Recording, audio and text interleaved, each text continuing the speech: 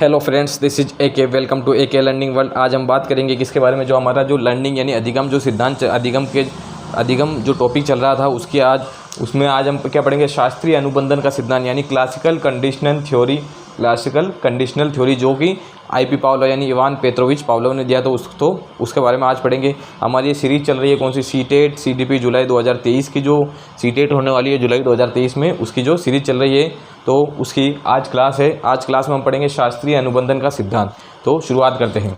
तो इसमें हमने क्या है शास्त्रीय, आज कौन सा सिद्धांत है, सेकंड सिद्धांत है। पहला सिद्धांत की तो कौन सा था, थॉर्नडाइक का जो प्रयास एवं त्रुटि यानी उद्दीपक अनुक्रिया सिद्धांत था, यानी एसआर थ्योरी था, वो सिद्धांत था। अब ये वाला कौन सा सिद्धांत है, सेकंड सिद्धांत यानी शास्त्रीय अनुबंधन का सिद्धांत।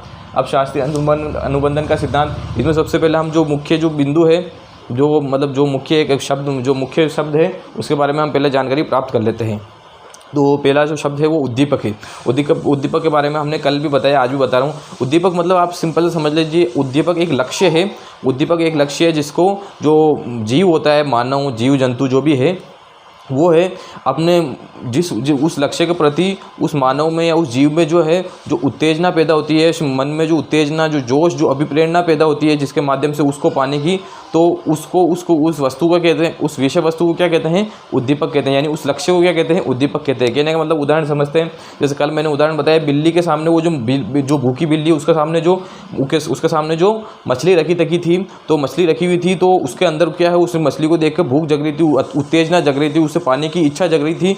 तो वो क्या है, वो मछली क्या है, उसके लिए उद्दीपक। उसी प्रकार जैसे हम एग्जाम देते हैं तो हमें पास होना है, तो वो पास होना क्या हमारे लिए उद्दीपक है। यानी जैसे कोई दौड़ है, दौड़ में हम भाग ले लेते हैं, तो जो आखिरी लाइन है उसको पाना उसको क्या उद्दीपक है। कोई पुरस्कार है, उसको पाना क्या है, तो पुरस्कार क्या है, वो एक उद्दीपक है। तो ये सभी उद्दीपक होता है। तो उद्दीपक आप समझ गए होंगे। अब क्या ये अनुबंधन क्या है, तो अनुबंधन सीखना बहुत जरूरी। क्यों? क्योंकि इसमें जो अनुबंधन की पूरी बात आएगी। तो अनुबंधन क्या एक ऐसी प्रक्रिया होगी, अनुबंधन एक ऐसी प्रक्रिया होती है जो क्या उद्दीपक क्या है, उद्दीपक यानी वो जो लक्ष्य है, उद्दीपक तथा जो क्रिया है उसके मध्य संबंध बनाती है। यानी उद्दीपक, एक तो उद्दीपक है, यानी जैसे एक तो क्या है उद्दीपक, जैसे यहाँ बता देता हूँ आपको मैं। एक तो जैसे क्या है, ये उद्दीपक है, जैसे ये मछली उद्दीपक है, ये मछली उद्दीपक है।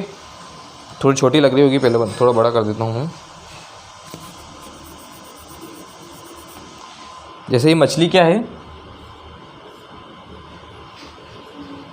ये मछली उद्दीपक है, और भूखी बिल्ली जो है वो क्या क्रिया करती है, क्या करती है, क्रिया करती है, क्या करती है, क्रिया करती है। जो क्रिया व उद्दीपक के मध्य जो संबंध जो बना, जिसके माध्यम से बनता है, उसको क्या कहते हैं, अनुबंधन। क्या कहते हैं, कंडीशनिंग कहते हैं। क्या कहते हैं, अनुबंधन कहते हैं, यानी कंडीशनिंग कहते हैं। अब कंडीशनिंग मतलब आप समझो कैसे, जैसे किसी भी कार्य को हम क्या है कि करने लग जाते हैं, तो उसके मध्य, उस कार्य के मध्य, उस क्रिया के मध्य जो हमारे जो संबंध बच जाता है, उसको कंडीशनिंग कहते हैं, यानी अनुबंधन कहते हैं। आपको उदाहरण से के माध्यम समझाऊंगा, आपको बहुत अच्छी तरह से समझ में आ जाएगा। कैसे? अब आप देखिए, जैसे हम जब छोटे बच्चे थे, तो हमारे पापा या हमारी मम्मी कभी भी जो बाहर से कभी आते थे, तो उनकी एक गाड़ी यानी मोटरसाइकिल की या कार की एक पी यानी हॉर्न की आवाज़ सुनते हम जो है अंदर से पहचान जाते थे कि पापा आ गए। वैसे हमारे मन में एक मुंह पर एक मुस्कान आ जाती थी। तो वो क्या है, उनके मध्य, उस गाड़ी की हॉर्न के मध्य और हमारे मध्य, हमारी जो क्रिया उनके मध्य क्या हो गया, एक अनुबंधन हो गया, यानी एक रिश्ता, एक संबंध बन गया है, जिसके माध्यम से हम हॉर्न बजते हैं, हम खुश हो जाते हैं। उसी प्रकार से हमने देखा होगा, बाहर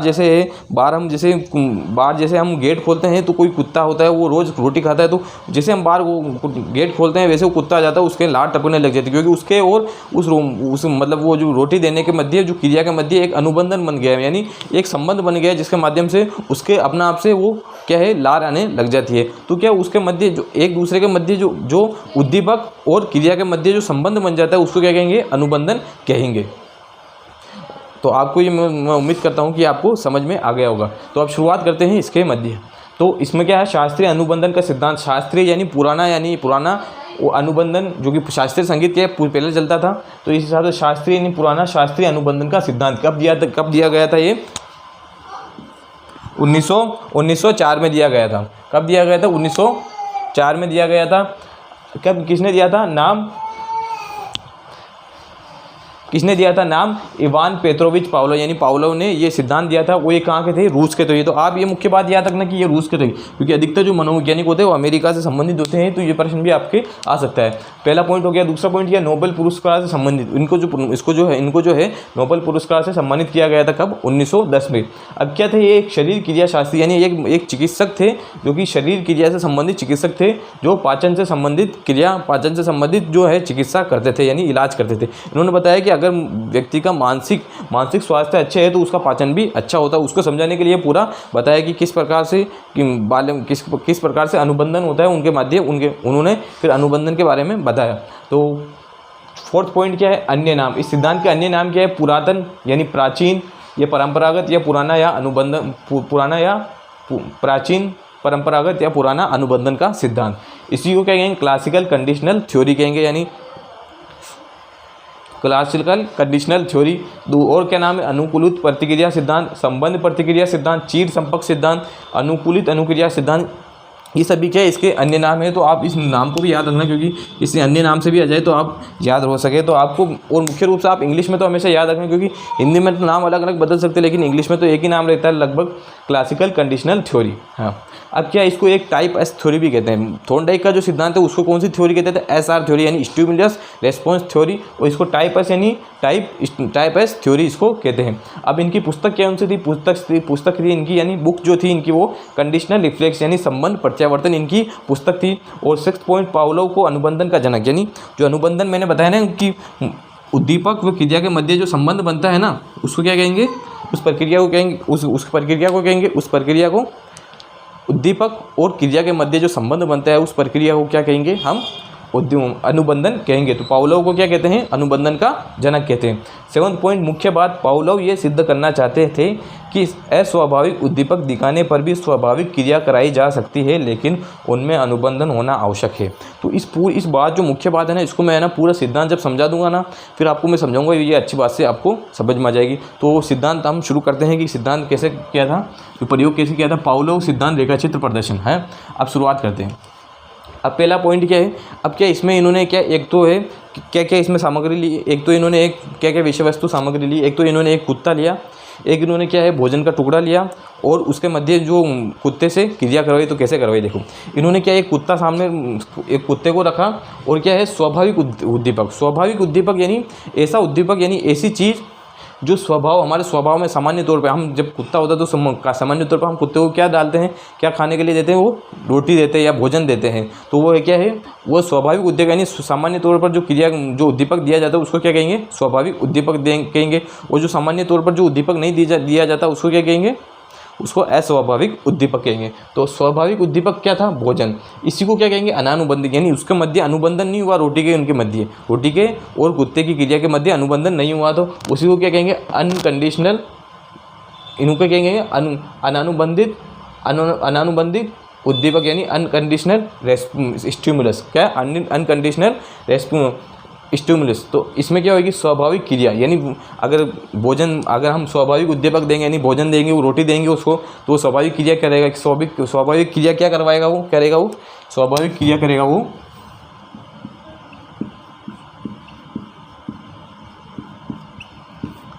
उसकी स्वाभाविक क्रिया क्या होगी? लार का टपकना, यानी स्वाभाविक क्रिया क्या आएगी? अनकंडीशनल रेस्पॉन्स क्या आएगा? उसका लार का टपकना आएगा। अब क्या है? उसके मध्य रोटी हम देते हैं, और वो एक बार रोटी दी हमने, उसने क्या किया? लार टपकना शुरू किया। अब हमने प्रयोग किया, उसमें हमने क्या किया? पहले इस CS मतलब होता है कंडीशनल स्टिमुलस, यानी जो अस्वाभाविक उद्दीपक, जो अनुबंधन, जिसके माध्यम से हमें अनुबंधन करना है, यानी उसके मध्य, जैसे मैंने आपको उदाहरण के अनुसार दिया कि जैसे हम हॉर्न बजता है पापा की गाड़ी का, किसका, तो हम वैसे हम मुस्कुराने लग जाते हैं, खुश हो जाते हैं। तो उसके मध्य हॉर्न के और हमारी क्रिया के मध्य क्या है? एक अनुबंधन हो गया, यानी कंडीशनिंग हो गई है। तो क्या है? कंडीशनिंग रेस्पॉन्स जो है, कंडीशनल रेस्पॉन्स, वो क्या है? घंटी है। क्या है? घंटी है। अब हमने इसमें क्या किया इन्होंने?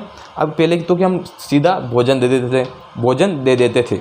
अब क्या है? हमने एक बार घंटी बजाई, उसके बाद हमने कुछ 5 सेकंड हम रुके, फिर बाद में हमने भोजन दिया, तो उसके लार आ गई। इस क्रिया, अब ये क्रिया है, इसको हमने बार बार दोहराई। तो अब क्या हो गया? इस क्रिया को बार बार दोहराने से क्या हुआ कि जैसे ही घंटी बजी, वैसे ही कुत्ते के जो मुंह से है लार टपकने लगी, यानी वो उसकी घंटी, यानी किसकी? घंटी, घंटी यानी जो है कौन सी है, कंडीशनल स्टिमुलस यानी अस्वाभाविक जो उद्दीपक है, यानी जो स्वभाव में नहीं है, वो अनुबंधित उद्दीपक जो है वो दिखते ही लार टपकने लगे, यानी घंटी बजते ही लार टपकने लग गई। तो अब क्या होगा, इस क्रिया के माध्यम से सबसे ज़्यादा बार क्रिया कौन सी कराई जाएगी,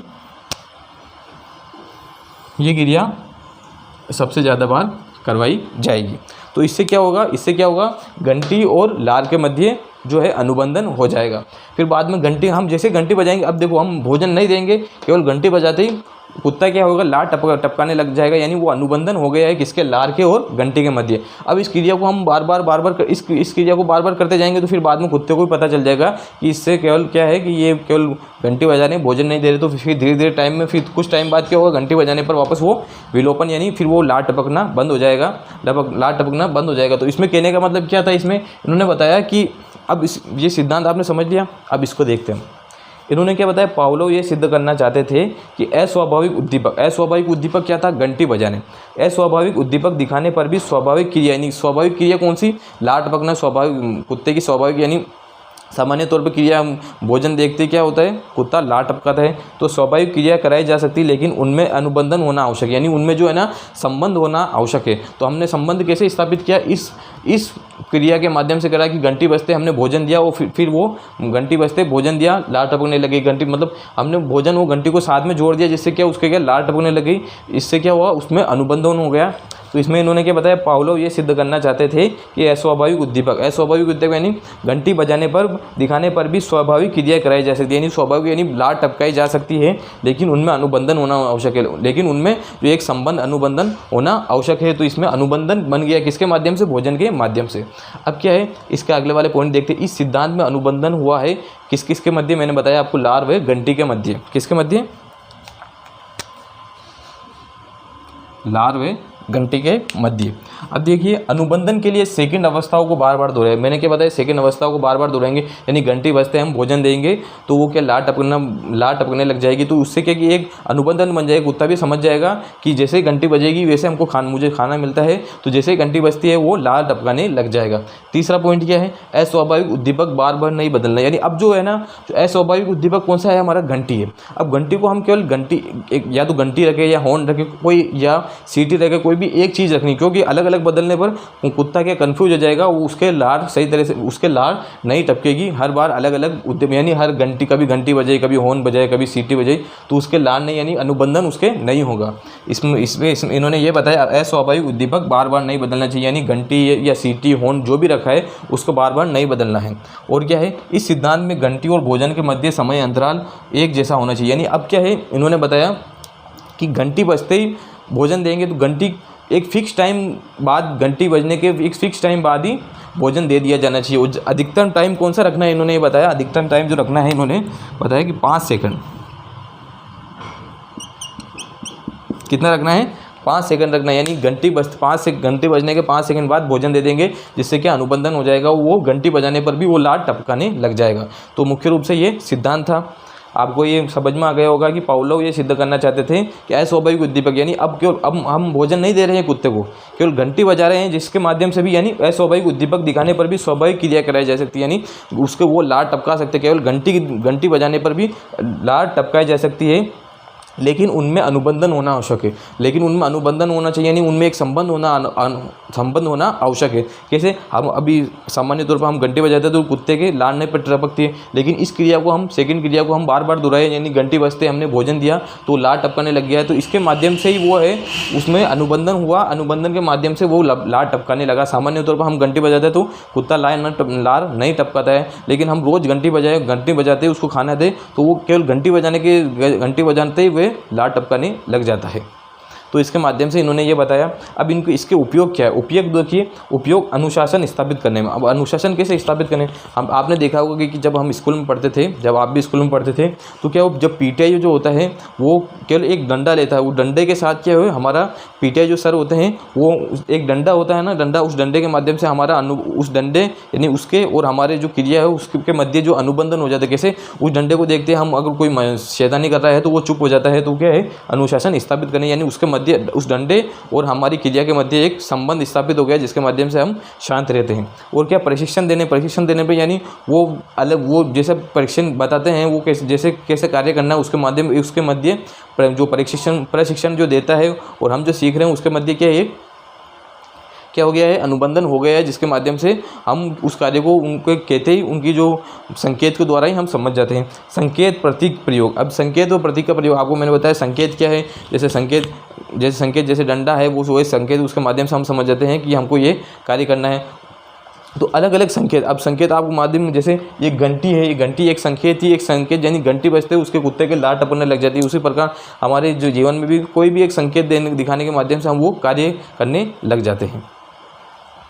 भाषा विकास में, अब भाषा विकास में कैसे, अनुबंधन के माध्यम से नहीं, एक अनुबंधन हो गया कि इसको, जैसे बार बार हम अनुबंधन कहते हैं कि इसको, जैसे एक अनुबंधन बन गया कि इसको लाइन से हम पढ़ना है, हमें ए आ ई ऐसे, तो है बार बार इस क्रिया को करवाएंगे, बार बार क्या है इस क्रिया को एक मात्रा जोड़ी तो आ बन जाएगी, इसको बार बार जोड़ेंगे तो इसके माध्यम से हम अनुबंधन के माध्यम से हम सीख जाएंगे कि एक मात्रा जोड़ने पर आ बनता है, ऊपर मात्रा जोड़ने पर ई बनती है, ऐसे अनुबंधन हो जाता है। और क्या है, सहायक सामग्री उपयोग में, सहायक सामग्री के उपयोग में भी होता है अच्छी आदतें अपनाने, यानी अच्छी आदतें एक अनुबंधन के माध्यम से, कि कोई भी अनुबंधन होगा उसके माध्यम से अच्छी आदतें अपनाई जा सकती है, बुरी आदतों को छोड़ने, बुरी आदतें भी छोड़ी जा सकती है। दोष क्या है, इस पर क्या, मानव तर्क विवेक की अवहेलना। इन्होंने बताया कि जैसे आप करोगे, जैसे घंटे बजाएंगे कुत्ता लार टपकाने लग जाएगा। इन्होंने ये बताया कि इनमें मानव तर्क की तो अवहेलना होती, कैसे, क्योंकि मानव के तर्क को तो कोई महत्व नहीं दिया गया कि मानव में क्या सोचने की क्षमता नहीं है कि केवल एक इसके माध्यम से कोई भी किसी भी चिन्ह के माध्यम से वो हर कार्य करने लग जाएगा। और दूसरा क्या, मानव को यंत्र समझना, यानी मानव को यंत्र समझना, जैसे ही उन्होंने ये प्रतीक दिखाया वैसे वो कार्य करने लग जाता है, जैसे मानव को एक यंत्र समझा। और छोटे बच्चों व पशु, यानी छोटे बच्चे वो पशु जो है वो क्या है, संकेत के माध्यम से वो कार्य करने लग जाते हैं। लेकिन बड़े जो व्यक्ति है वो क्या है, अपना खुद का भी तर्क लगाते हैं, तो उन पर ज़्यादा लागू होता है कि इन पर, छोटे बच्चों व पशुओं पर ही, वो पशुओं पर प्रयोग करके मानव पर निष्कर्ष निकाला। इनका ये भी दोष है कि इन्होंने पशुओं पर प्रयोग किया, यानी पशुओं पर, मानव पर तो प्रयोग नहीं किया, पशुओं पर प्रयोग करके वो मानव पर इन्होंने निष्कर्ष निकाल दिया। तो ये इनका एक जो है दोष है या इनकी सीमा है। तो मुख्य रूप से ये सिद्धांत था। मैं उम्मीद करता हूँ कि आपको ये समझ में आ गया होगा।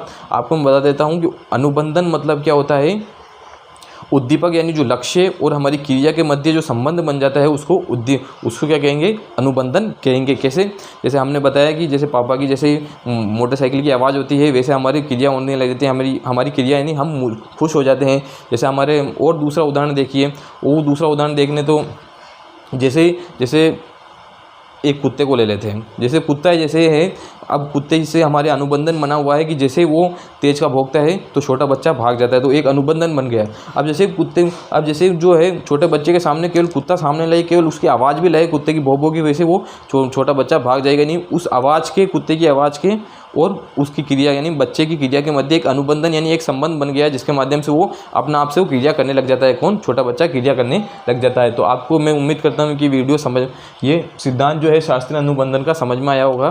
तो अगर आपको ये वीडियो पसंद आए तो वीडियो को लाइक करें, चैनल को सब्सक्राइब करें, AK लर्निंग वर्ल्ड, और ज़्यादा से ज़्यादा शेयर करें। इसी के साथ आपसे विदा लेता हूँ। AK learning world, thank you.